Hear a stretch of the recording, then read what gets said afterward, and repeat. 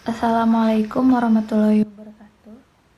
Saya Hazratul Korima dengan nomor induk mahasiswa 120405066 izin menjawab soal UAS teori komunikasi 2, di mana di situ menjelaskan tiga teori penelitian beserta contoh penelitiannya. Yang pertama itu ada teori spiral of silence atau yang biasa dikenal dengan teori spiral keheningan, merupakan sebuah teori yang berkaitan dengan opini masyarakat antara masyarakat mayoritas dan masyarakat minoritas. Teori ini membahas awal mula terbentuknya opini publik di masyarakat. Dalam teori ini, opini masyarakat mayoritas akan menekan opini masyarakat minoritas, sehingga muncul sebuah keraguan dari sisi minoritas untuk mengeluarkan opininya, dikarenakan adanya ketakutan akan kaum mayoritas, dan sehingga opini kaum minoritas seakan-akan seperti terisolasi dan tidak bebas. Pada dasarnya, teori ini tergantung dari sebuah pendapat yang diharapkan oleh masyarakat, serta pendapat yang dipikirkan masyarakat. Dalam teori ini hanya ada dua asumsi, yakni opini yang dapat diterima oleh masyarakat serta opini yang ditolak. Contoh artikelnya dengan judul Relevansi Teori Spiral of Silence, Studi Kasus pada Pro Kontra Terhadap Vaksin. Masalah penelitian, maraknya kasus COVID-19 yang terjadi di seluruh dunia tak kunjung berakhir hingga saat ini.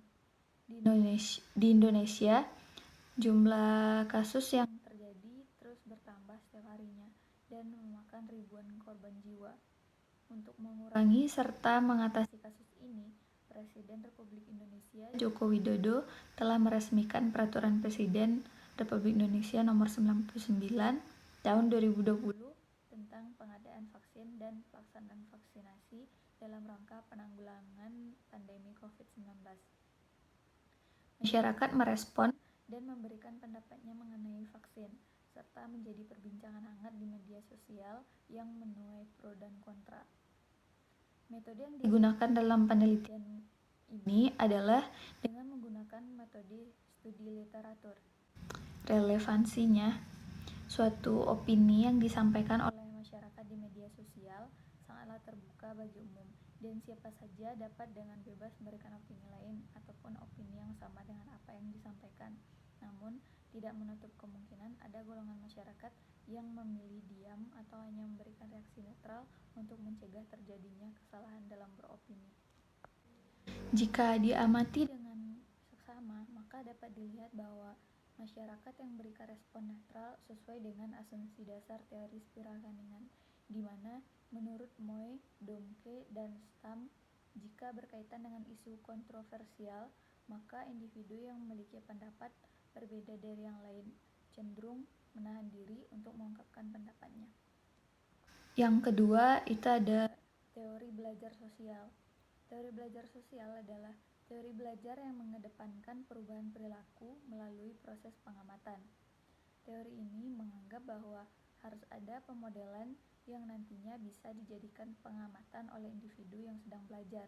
Contoh artikel yang berkaitan dengan teori ini adalah aplikasi teori belajar sosial dalam penatalaksanaan rasa takut dan cemasan anak pada perawatan gigi oleh Arlet Suzy Setiawan.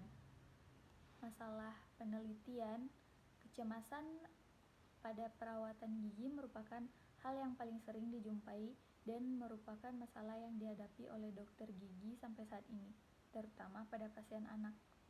Metode yang digunakan dalam penelitian ini adalah modeling in vivo, yang merupakan teknik yang menempatkan anak menonton individu lain, baik dalam bentuk film atau kehidupan nyata, menjalani perawatan gigi. Selama sesi modeling, anak menonton model menjalani setiap tahap perawatan gigi.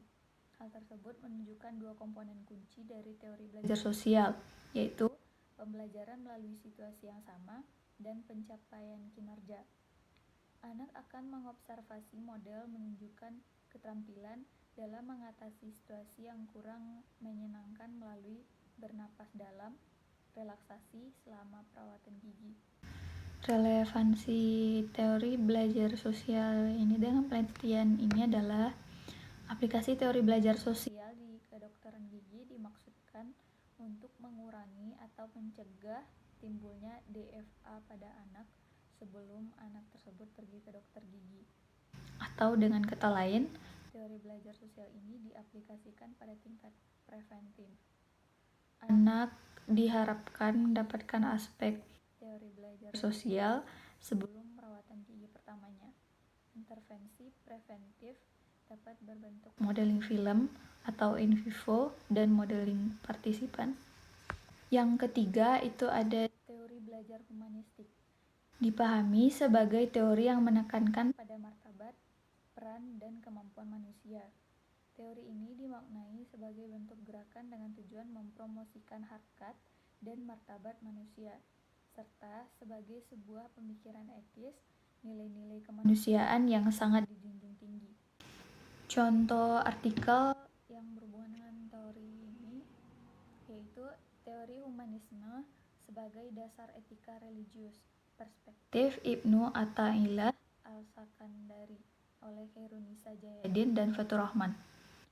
Masalah penelitian, yaitu penelitian ini bertujuan untuk memberikan gambaran secara menyeluruh dan mendalam dari hasil mengkaji dan menganalisis pemikiran Ibnu Athaillah Al-Sakandari tentang teori humanisme sebagai dasar etika religius. Metodologi penelitian ini menggunakan metode library research dengan pendekatan filosofis. Relevansi teori humanisme etika religius Ibnu Athaillah juga bisa dilihat dari strategi pendidikan karakter. Strategi pendidikan karakter dalam pandangan Ibnu Athaillah dibagi dalam 2 tahap, yaitu proses penanaman dan penyebaran.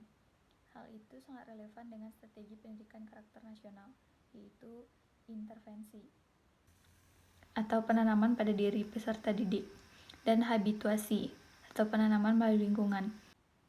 Mungkin hanya sekian yang dapat saya sampaikan. Apabila ada kesalahan, saya mohon maaf. Wassalamualaikum warahmatullahi wabarakatuh.